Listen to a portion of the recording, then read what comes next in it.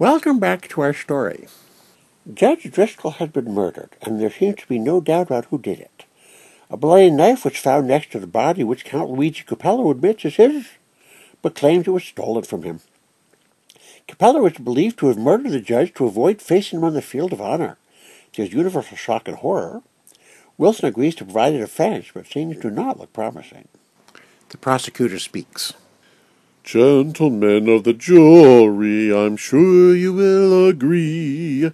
Once you've heard the evidence, the verdict is guilty.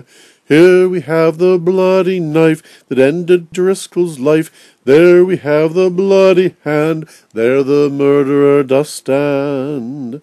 The knife belongs to Luigi Capello, a foreigner and not a savory fellow. This is the knife for the judge's blood, his life poured out in a crimson flood. He even admits the knife is his. The blood of our own, the guilt of a foreigner. Gentlemen, there is no doubt. Your verdict is clear, as justice requires. Let me hear you shout.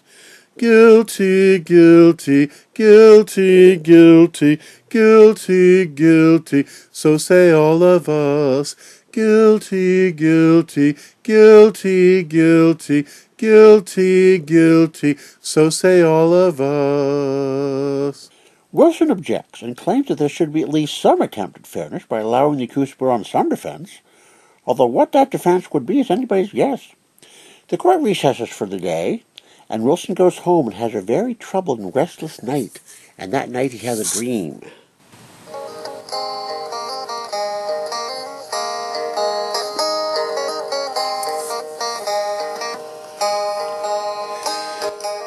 In this dream, Rowena is standing on a broad plain while the twins, Wilson and Tom, all dance around her.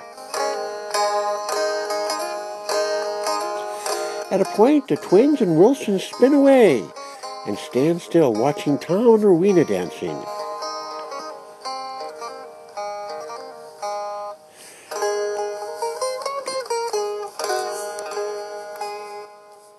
Chambers comes in from stage left and Tom spins away, leaving Chambers and Rowena dancing.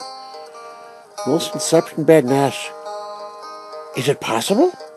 He rushes over to his records, going back over 20 years, and works till the early morning light. The next morning in court. When I came into this town, I thought that I could make my fortune, but I found, to my sorrow, I have been misunderstood. I have been through many changes, watching as the empty pages of my life are filled with sorrow from the things I said. In the town of Dawson Landing, because of misunderstanding, you find that I've been engaged and elected Pudd'nhead. But I kindly ask you all to give me a chance for a defense, though after all your mind's made up to you, it might not make much sense. Still, I think if you will grant me just a little time, I think that I can show you who did commit the crime. Sure you all remember how I started marks on fingers, lines and swirls that all men have, identifying mark that lasts. Some years ago I began to study how a person's hand can tell a story. The marks that everyone has from birth, we can read and understand. I have a proposition for the jury. I can assure you all that I'm quite sane. Let every juror there rub your fingers through your hair and touch the window pane. I will turn my back so I will not see where you touch. Please each one choose a different window, the effort won't be much.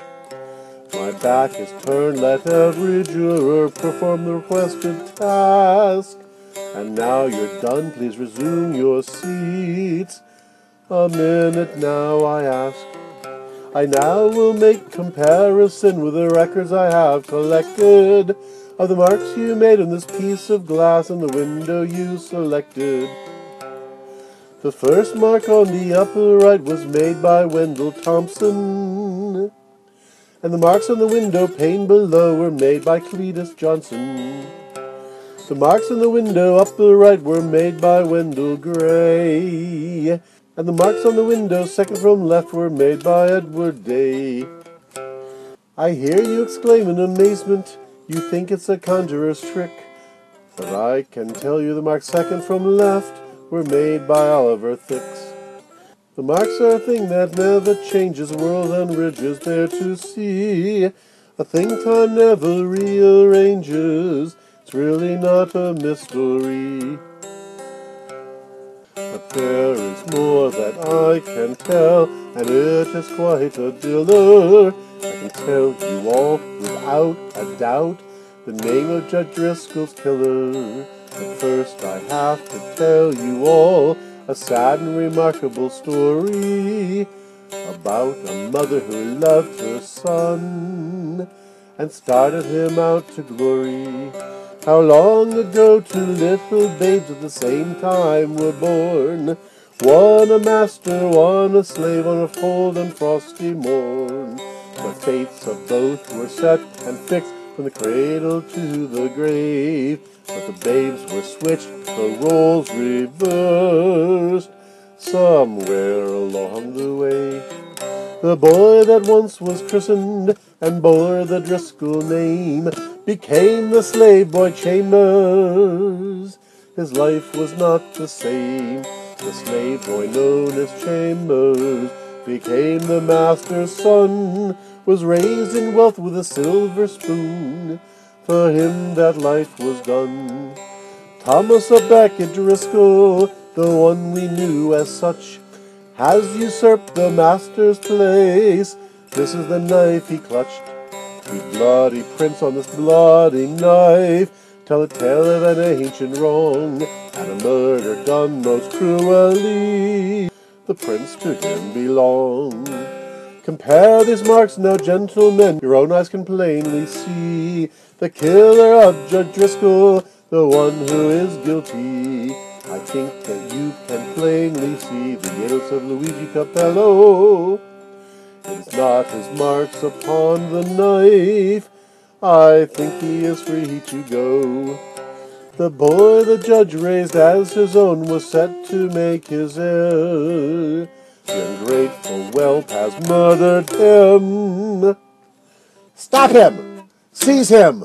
There! Tom tries to escape and subdued, and so Wilson has finally won his first big case.